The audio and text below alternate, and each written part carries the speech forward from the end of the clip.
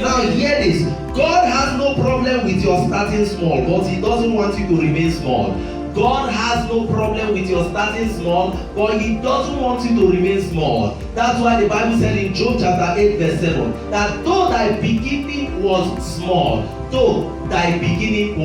yet shall thy later end greatly increase. So God has no problem with your starting small. He only has a problem with your staying small. And I want you to understand that when we talk about increase, God does not just want you to increase, He wants you to increase greatly. Did you hear that? God does not just want you to increase, He wants you to increase greatly. The Bible said in that Job chapter 8 verse 7 where we put it now, that though thy beginning was small, yet shall thy later end greatly increase. He didn't say thy later end shall increase. He said thy later end shall greatly increase. Even if you think that smallness is good for you, it is not God's best for you.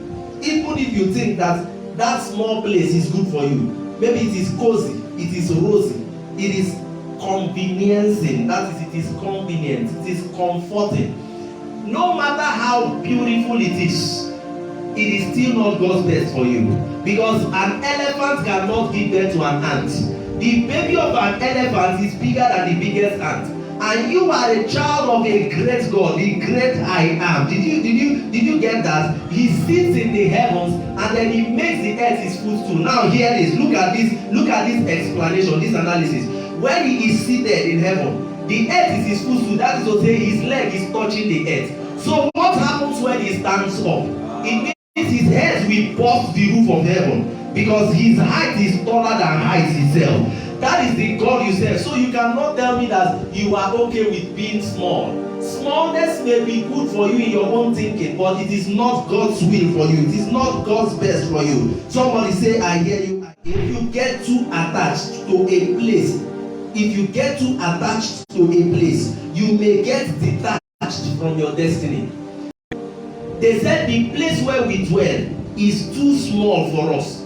It's too small for us. The place where we dwell, it is too small for us. Imagine that they were so attached to that place. Maybe that house is in GRA and they are used to giving them electricity there. Power supply is constant. But it is boys' quarters home. But because power supply is constant there, they would rather live in a boys' quarters than go and own a duplex in Lube. They would rather live in boys' quarters in Medama than go and own a duplex that is their own in Lube. Now, if you want to live in a boys' quarters, they want a self-contained boys' quarters, that's one room. How do you want to get married?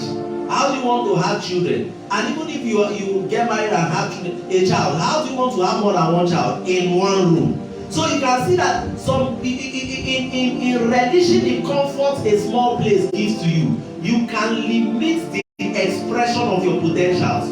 You can shortchange your potentials from being converted to kinetics. Is somebody getting what I'm saying? If someone is living in a one-room BQ and decides, oh, because they give us light here, because there's constant water supply here, I want to stay here, then that person might as well forget about having a large family, having a wife, having 2 children, because that place will not be enough for the person. As a matter of fact, there is how big your family will be. Maybe you have 3 children. The oga of the house will ask you to leave because you are overstretching the capacity of his boys' quarters. Are you getting what I'm saying? So I am saying you should not be too sentimentally attached to a place. Don't be too sentimentally attached to any place or level.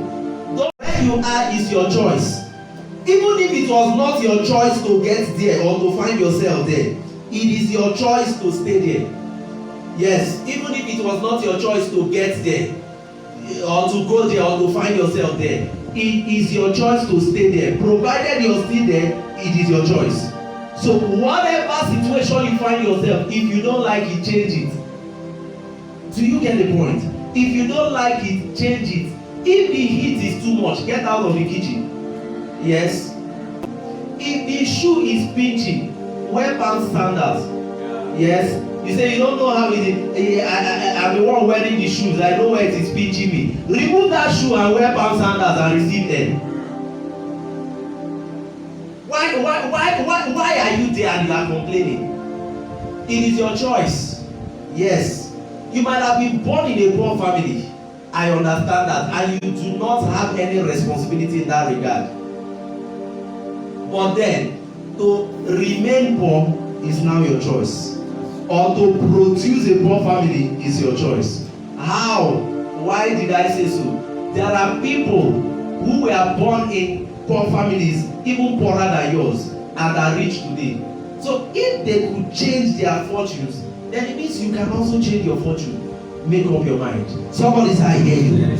If you are convinced about what God has told you to do, if you are persuaded about what God has told you to do, it doesn't matter how anointed any man of God is. Follow what God has given you conviction about.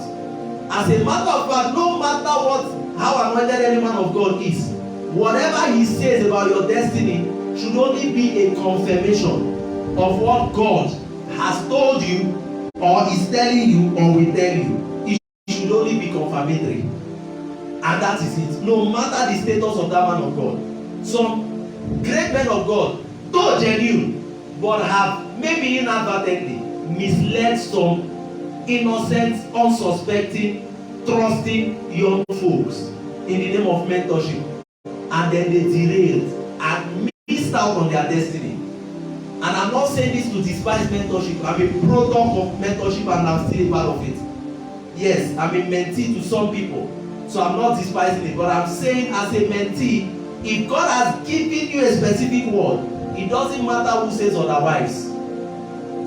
It doesn't matter what your relationship with that person is. It doesn't matter that if you stick to what God told you, He will say you are no more my son in the Lord. It is the first level of your sonship is son of God. Yes, that's the first level of your sonship. You are first a son of God before you are the son of any man of God.